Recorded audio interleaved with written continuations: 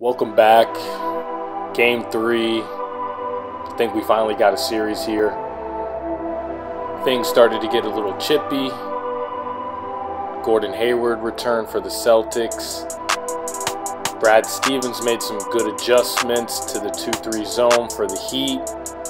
And with Hayward coming back, the Celtics used their own little Houston Rockets formula and played some small ball. If you enjoy these videos, you like this content, make sure you guys subscribe to the channel, smash that like button, helps me out tremendously. And without further ado, let's get to why you guys are here. Let's break down Game 3. I'm going to take you guys into a couple things that I saw in Game 3 that the Heat are going to have to adjust to, and the Celtics will probably have to make some adjustments to it. But if you're a Heat fan or a Celtics fan, this series is far from over. So Gordan Hayward returned for Game 3 for the Celtics. And some people might just look at the box score and say, oh, Gordan Hayward, he played 30 minutes. He only scored 6 points. But he did a lot more than what the box score says. This is another weapon for the Celtics. It's an extra shooter. It's an extra playmaker. And he's a high IQ guy. He understands the offense, he finds open teammates, and defensively he understands rotations. And when the Celtics like to play this small lineup where they play Walker, Smart, Hayward, Tatum, and Brown, it makes them extremely hard to guard, and they can get away with playing small because Hayward is 6'7". So let's break down this small ball.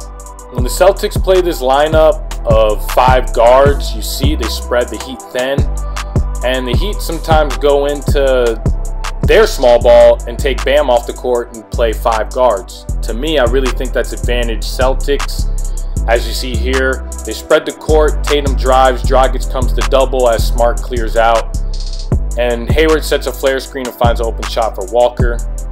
You'll see a lot the Celtics come and set ball screens or handoffs to get these mismatches because the Heat love to switch.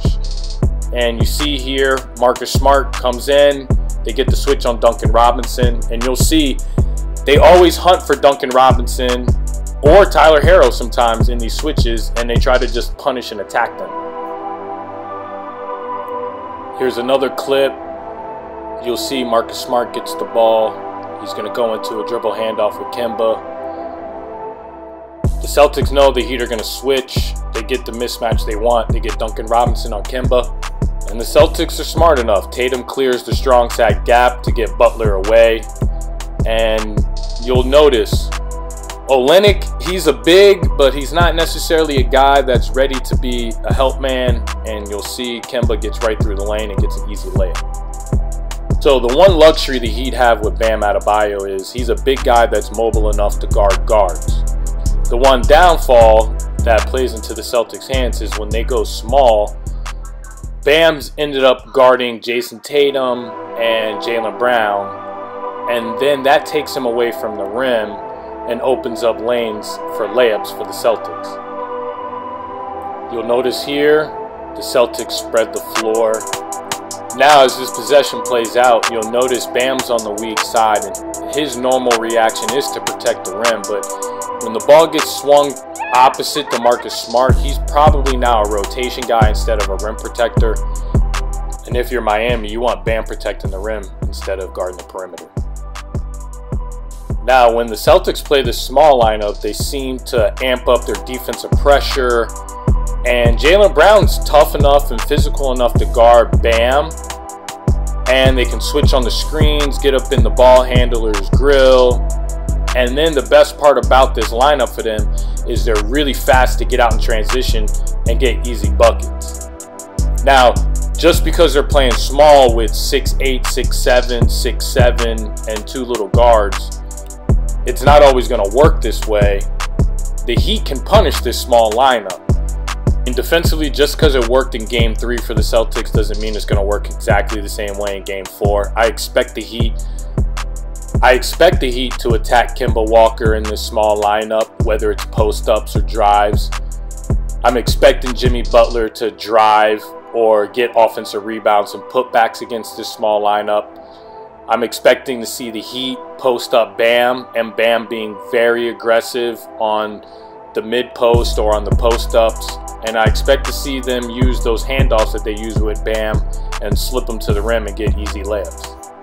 Last but not least, let's go over the 2-3 zone the Heat have been using in game 1 and 2 that's worked so great.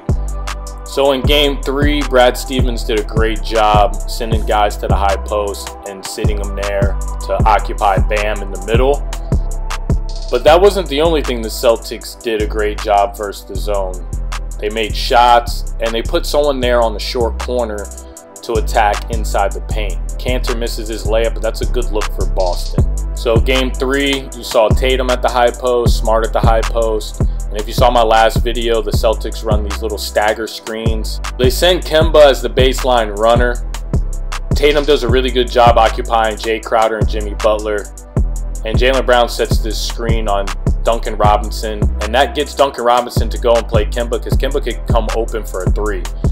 But it opens up a slip pass to Jaylen Brown, and you see here he gets a wide open dunk. Games 1 and 2, Tatum, Brown, Smart, they're forcing drives and passes versus the zone. You notice Celtics are more patient. Jaylen Brown comes and flashes high post, gets Bam to come and play. Jaylen Brown drives, gets 2 feet in the paint, gets the whole zone to come and play. And you got Grant Williams wide open in the corner. Here's another great play Brad Stevens ran in game 3. Jaylen Brown's on the baseline, comes and sets a screen on Bam. Tatum's going to come from the high post and flash to the wing. That cut's going to open up this baseline cut for Grant Williams, because Dragic has to come and play Tatum on the wing. So you guys can see it in real time. Here's this play again. The Celtics did a great job not only flashing to the high post, but sending someone on the short corner. Now with Gordan Hayward out there, that gives him an extra shooter versus the zone. It helps him spread the court. Another thing Boston did a great job in this 2-3 zone was attacking the middle, not just on the high post catch, but driving and getting Bam in foul trouble. And they found open shots, whether it was dribble penetration and a pull-up, or the ball going to the high post and kicking out for open shots. So the Heat will probably still play 2-3 zone. I think they do it to hide Duncan Robinson and Harrow on defense. You have to ask the question, without the 2-3 zone in this series, can the Heat really match up with the Celtics man-to-man? Hope you guys enjoyed this video.